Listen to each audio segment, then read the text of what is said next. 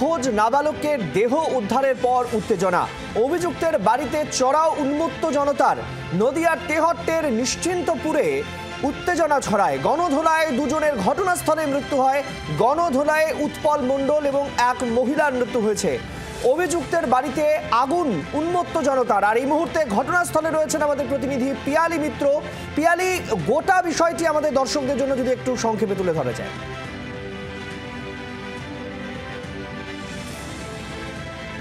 একেবারে দেখো, গোটা বিষয়টি জানাবো। একটু বাঁ দিকের ক্যামেরাটা যদি প্যান করি, যে ছবি সেটা হচ্ছে 8 বছরের শরণাভ ঘোষ, যার আজকে ভোরবেলার দিকে এই বাড়ি থেকে কিছুটা দূরে একটা ডোবা থেকে দেহ উদ্ধার হয়েছে। তার থেকে একেবারে পাশেই, একেবারে এই পাঁচিল লাগোয়া যে বাড়ির সামনে আমরা দাঁড়িয়ে আছি, যে বাড়িতে নির্বিচারে ভাঙচুর চলেছে, অগ্নিসংযোগ হয়েছে, যে পাটের গুদাম রয়েছে সেখানে আগুন লাগানো হয়েছে। তুমি দেখতে পাচ্ছ দরজা ভেঙে পড়ে রয়েছে। সেটা হচ্ছে সেই দম্পতির বাড়ি, উত্তম মণ্ডল এবং তার স্ত্রী। তাদের দুজনকে ওই 8 বছরের বালকের দেহ উদ্ধার হবার পর তাদেরকে বাড়িতে আগুন লাগিয়ে দেওয়া হয়। এই পাটের সমস্ত জিনিসে আগুন লাগিয়ে দেওয়া হয়। তারপরে তাদের দুজনকে টেনে নিয়ে যাওয়া হয়। টেনে নিয়ে গিয়ে একেবারে মারধর করা হয়।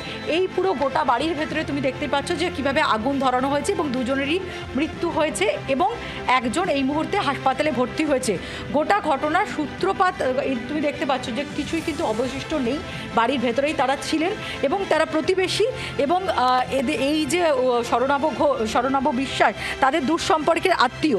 গতকালকে শরণাভ দুপুর 2:30 নাগাদ বাথরুমে গিয়েছিল, তারপর থেকে নিখোঁজ হয়ে যায় এবং বাড়ির লোক পুলিশকে জানায়। প্রতিবেশীরা মিলে তারা বিভিন্ন জায়গায় খোঁজখবর শুরু করে, কোথাও তারকে খুঁজে পাওয়া যাচ্ছিল না। পুলিশ আসে, পুলিশ এবং লোকাল লোক মিলে তারা খোঁজখবর শুরু করে। সেই খোঁজখবরে দীর্ঘক্ষণ কোথাও পাওয়া যায়নি। ঠিক শরণাভদের বাড়ির পেছন দিকটা এবং যেটা এই যে উত্তম মণ্ডলদের বাড়ি, সেই বাড়ি পুকুর বলা যায় না, এটা একটা ডোবা, যেখানে বৃষ্টির কারণে বা যে কোনো কারণে জল জমে আছে। সেখান থেকে আজকে ভোর 4:30 নাগাদ তখন কিন্তু তার দেহ ভাসতে দেখেন স্থানীয় লোকেরা। এবার এই গোটা ঘটনাটা কখন ঘটলো? গতকালকে পুলিশ এখানে ছিল, এনফোর্সমেন্ট অর্থাৎ যে ফোর্সটা ছিল সেই ফোর্সটা চলে গিয়ে নতুন ফোর্স আসার কথা ছিল। সেই সময় তাকে খোঁজা হচ্ছিল ডোবার মধ্যে। তার দেহটা সকাল 4:30 নাগাদ পাওয়া গেল। পাশে রঙের বস্তা সেটা ভাসছিল। এরপরেই কিন্তু কার্যত এই এলাকার লোকজন তারা গিয়ে এই উত্তম মণ্ডল দুজনকে খুন করে। এখন বেশ পিয়ালি, তুমি পরিস্থিতির দিকে নজর রাখো, আমরা পরবর্তীতেও তোমার সঙ্গে যোগাযোগ করব। এই বালকের মা, অর্থাৎ এই নাবালকের মা কি বলছেন শোনাবো। না, পায়খানা থেকে বেরিয়ে সোজা এইদিকে বিড়ালতলার দিকে ছিল। আর তখন এইদিকে পিছনে গেট আছে, বাড়িতে বাচ্চা দুটো বিড়াল আছে, তাড়াতে তাড়াতে ওইদিকে নিয়ে যায়।